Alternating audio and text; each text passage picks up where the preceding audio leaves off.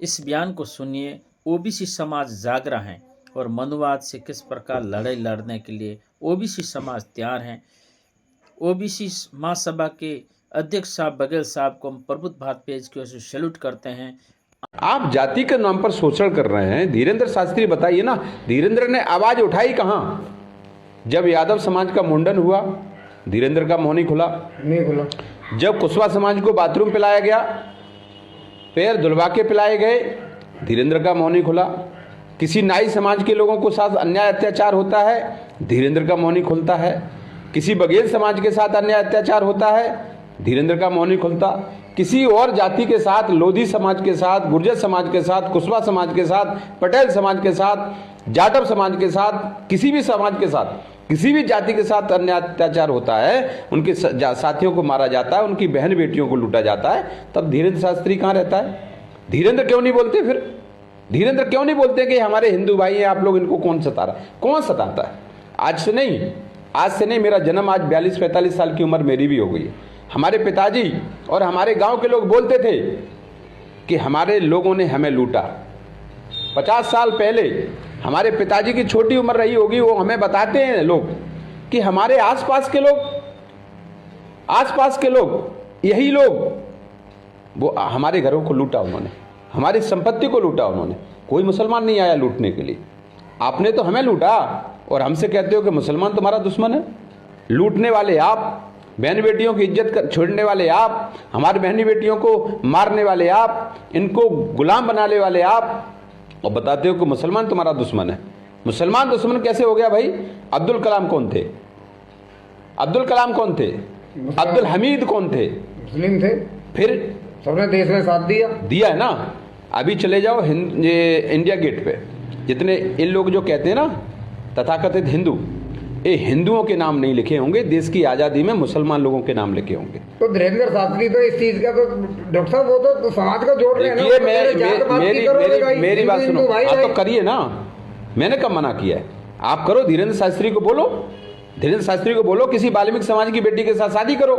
कहने से क्या अर्थ होता है? आप चिल्लाते रहो सदा भला हो, ये करो वो करो, कहने से भला नहीं होता। आपको उस रास्ते पर चलना पड़ेगा। आपको जाति की विदाई बोलने से हो जाएगी। आप किसी बघेल के यहाँ रोटी नहीं खाना चाहते हो, आप किसी नाई समाज के यहाँ रोटी नहीं खाना चाहते हो, पूड़ियाँ चाहिए आपको, पक्का खाना चाहिए, पराठे चाहिए, और बात करते हो कि हिंदू एक हो जाओ। हिंदू कौन एक? हिंदू अलग है क्या? आपकी विचारधारा क्या लग रही है? मैं कह रहा हूं कि किसी इनकी बातों से पता है मुझे एक मजाक टाइप का लगता है, हंसी लगती है। हंसी किसी बात की लगती है? हंसी इस बात की लगती है कि देखिए हम लोग अलग कहाँ हैं, अलग हैं कहाँ? हम देखो, नाई, बघेल, जाटव, वाल्मीकि, कुशवाहा, पटेल, लोधी, दुनिया भर की जातियां हैं। हम सब एक साथ बैठ के खाते हैं, लेकिन अलग जाति, अलग कौन है जो खाना नहीं चाहता हमारे साथ? आप एक किसको बता रहे हो कि हिंदू एक रहो? हम तो एक है ना। आप अपने लोगों को बताओ, अपने लोगों में जाओ। धीरेन्द्र से मैं कहता हूं, धीरेन्द्र अपने जाति के लोगों को बताइए कि ये बाथरूम बघेलों को और कुशवाहा समाज को, जाटव समाज के साथ में ये कैसा क्यों हो रहा है? ये हिंदू नहीं है क्या? आपकी नजर में हिंदू नहीं है? राम मंदिर की लड़ाई लड़ने वाले ओबीसी के लोग, चाहे वो उमा भारती जी हो, चाहे लोधी हो हमारे बाबूजी कल्याण सिंह, या फिर विनय कटियार, ऐसे कितने ओबीसी के लीडर थे, इन्होंने राम मंदिर के लिए अपना बलिदान दिया। आज ट्रस्ट बना राम मंदिर का। बताइए कितने लोधी समाज के लोग उसमें हैं, कितने नाई समाज के लोग उसमें हैं, कितने पटेल समाज के लोग उसमें हैं। 15 लोगों की सदस्य हैं, 15 में से 14 लोग ब्राह्मण हैं। आप सर्च कर लेना गूगल पे। अरे राम मंदिर में आप बताइए फिर कैसे? तो उनका मैं कह रहा हूं, मैं इस बात को कह रहा हूं, धीरेन्द्र बिल्कुल गुमराह कर रहे हैं लोगों को। तो आप लोगों का मतलब आप लोग मतलब सब मिलके कहने का क्या मतलब है? जितने भी ओबीसी समाज के या एससी समाज के लोग हैं, सब मंदिर के पीछे क्यों पड़े हुए हैं? बात मंदिर की नहीं है। बाबा साहब डॉक्टर भीमराव अंबेडकर ने जब मंदिर पे गए थे वो, तो उन्होंने क्या कहा था कि मंदिर में मैं इसलिए नहीं आया हूं कि मुझे यहाँ पे पूजा करनी है, मैं इसलिए आया हूं कि हम भी इंसान हैं, हम भी पूजा कर सकते हैं।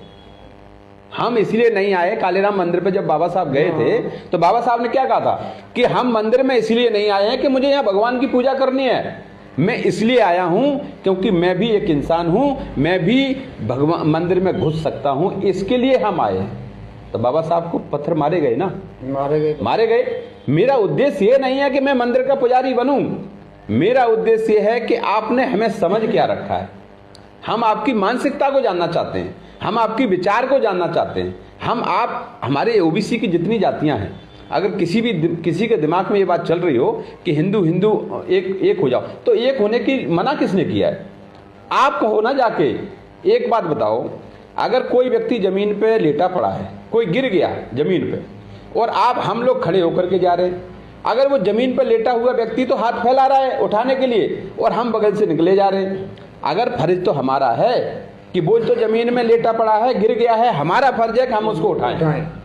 तो धीरेन्द्र जी को सबसे बड़ी बात यह है, धीरेन्द्र हमारे लोगों को मूर्ख बना रहे हैं, और अपने लोगों को मूर्ख नहीं बना रहे हैं, हमारे समाज के लोगों को मूर्ख बना रहे हैं। ऐसे जाति प्रथा कभी खत्म नहीं होती है। धीरेन्द्र को क्या करना होगा, सिर्फ अपनी जाति के स्वजाति लोगों को और अपने सहयोगी जातियों को जो धीरेन्द्र का साथ दे रहे हैं, उनको जाकर के बोलना होगा कि भाई अब हमें जाति के नाम पर छुआछूत नहीं करनी चाहिए। सिर्फ और सिर्फ उन्हें भीड़ की जरूरत नहीं है, सिर्फ वो अपने समाज में काम करें बस, और कहीं जाने की जरूरत नहीं। ये तो दिखावा है। अभी मध्य प्रदेश में भी इन्होंने यात्रा शुरू की थी, खत्म हो गई। हिंदू एक हो गए हिंदू एक। इसी प्रकार से है दूसरी बात कि जब जितनी ओबीसी की जातियां हैं, चाहे वो नाई समाज के हैं, नाई समाज के लोग कर्पूरी ठाकुर जो बिहार के 2 बार के मुख्यमंत्री हुए, उनकी यात्रा निकाल के दिखाएं रोड पे, परमिशन नहीं मिलेगी। अभी देखिए कितना मान सम्मान दिया प्रधानमंत्री जी ने जाके वहां पे। देखिए क्या होता है, बाबा साहब डॉक्टर भीमराव अम्बेडकर ने और मानवर कांसीराम साहब ने कहा था कि पद दे देंगे लेकिन पावर नहीं देंगे। ये तो करते हैं ना गुमराह। तो ओबीसी समाज के ऐसे नेता बघेल साहब के जैसे, जो कि ज्योतिबा राव फूले के वंशज होने के नाते बहुजन समाज की ओबीसी समाज के लिए आवाज उठा रहे हैं, ऐसे लोगों को हम सल्यूट करते हैं। साथियों, बहुजन समाज जब तक मनुवाद से नहीं लड़ेंगे तब तक कि देश आज़ाद मनुवाद से आज़ाद होने वाला नहीं है। साथियों, इनको हम प्रबुद्ध भारत पेज की ओर से अब सल्यूट करते हैं। ऐसे बघेल साहब के कार्य को हम सल्यूट करते हैं। ऐसे कई लोग मनुवाद से लड़ रहे हैं जिनको भी अब सल्यूट करते हैं। हमारे जितने भी बहुजन समाज में जन्मे महापुरुषों को हम सल्यूट करते हैं।